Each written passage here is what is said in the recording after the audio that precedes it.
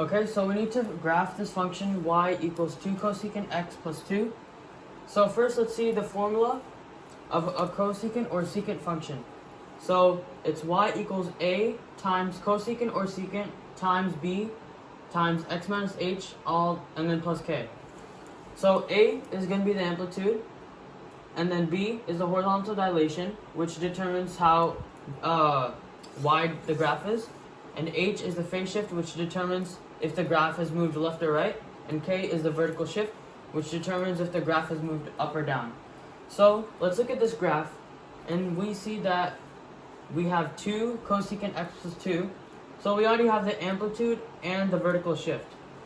So we can say that a equals 2 and k equals 2 as well. But we do not have a horizontal dilation or a phase shift because it just says x. Okay, so to graph this, let's start off by putting in the increments.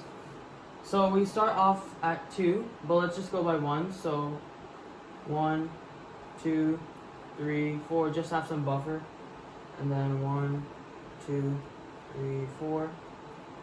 Okay, and then let's do 5 points here. 1, 2, 3, 4, 5.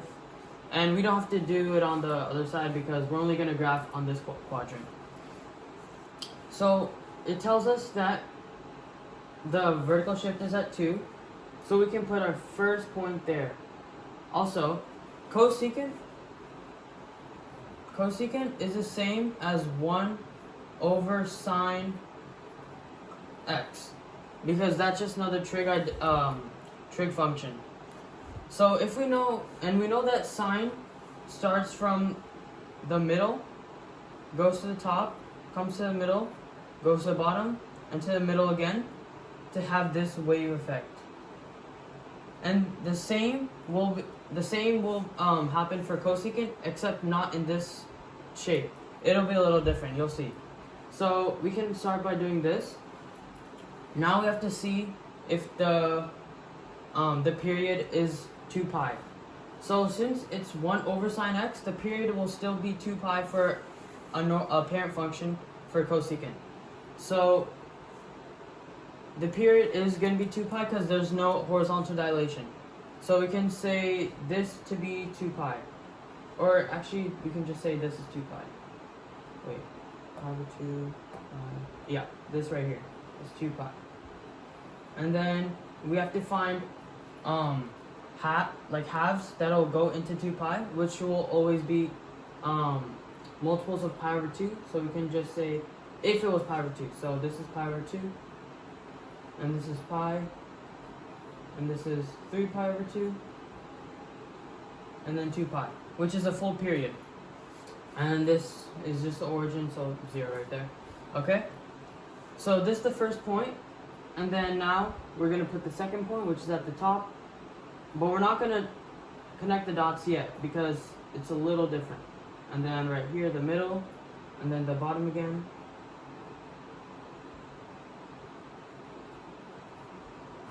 And the top is actually right here because the amplitude is 4. Let me just write that in. 4, 3, 2, and 1. So it'll be up here, and then over here, and then down here, and then back to the middle. Now, so what happens with cosecant and secant is, since it's a reciprocal function of sine and cosine, the middle points will become asymptotes. So that means there's going to be an asymptote at x equals 0. So we can just do that, just pretend there's an asymptote there. And then there's another asymptote at the middle.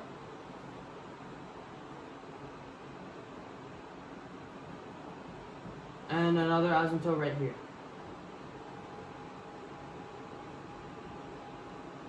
Now you might be wondering, what happens to the points that are not at the middle, like the ones at the bottom or the top?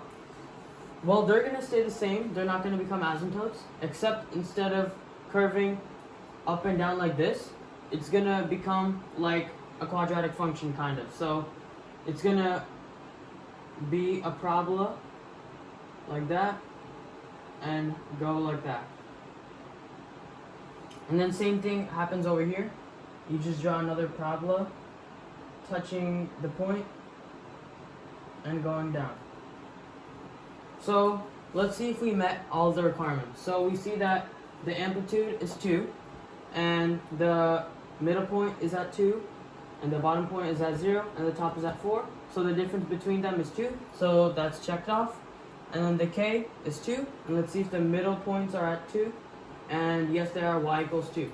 So this is the completed function for one period of y equals 2 cosecant x plus 2.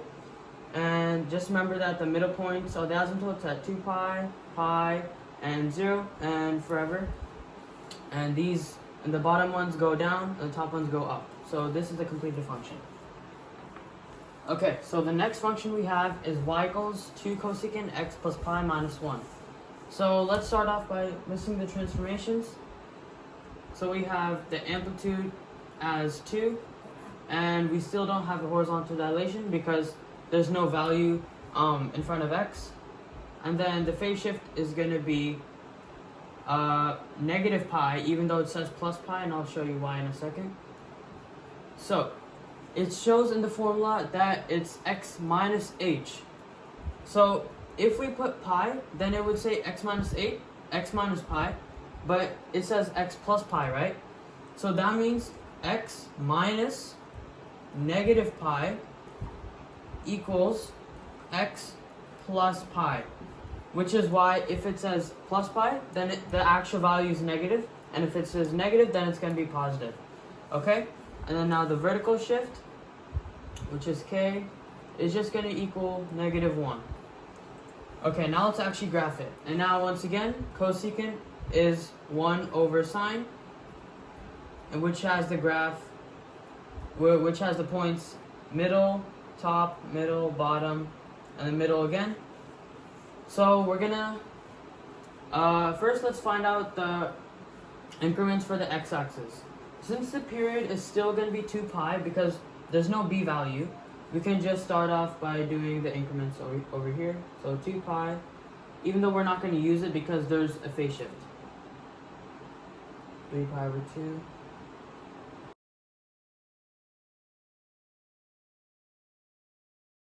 So we see that there's a phase shift left pi over 2 because it's negative pi, and there's a vertical shift down 1. So that means the first point is going to be at negative pi, comma, negative 1. And then the next point is going to go up, so it'll be at negative pi over 2, and the amplitude is 2, so we have to go 2 up, 1, 2. So negative pi over 2, comma, positive 1, right there. And then now we go back down to the middle, which is going to be right there. At 0 because we go in increments of pi over 2. So negative pi plus pi over 2 is negative pi over 2. And negative pi over 2 plus pi over 2 is just going to be 0. So it's going to be right there. And then now we have to go down. So we go down to negative 3, comma, or pi over 2, comma, negative 3 right there. And then back to the middle, which is pi, comma, negative 1. And that's a full period of 2 pi because you go plus pi and then another pi again. So 2 pi. Now, remember again, the middle points are going to be asymptotes, not actual points. So first, let's start off by just making a dotted line to resemble the asymptote. It's not straight, second.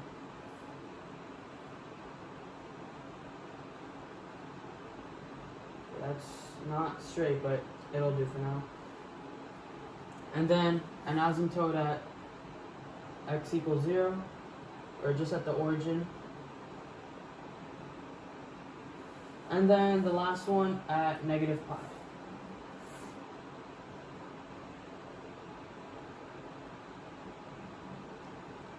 Okay, those lines aren't that straight right now, but it's fine. So now we take the top point, and since this is a point that is at the top, we're just going to draw a parabola right there. So we see that there's a vertical shift of down 1 and a phase shift of pi over 2, and the middle points are asymptotes. and the period is 2 pi, and the amplitude is 2 because this is the middle point, -1, and it goes up 2 to 0, 1, and it goes down 2 to -2 and -3. So we have a full period of 2 pi of the function y equals 2 cosecant x plus pi minus 1.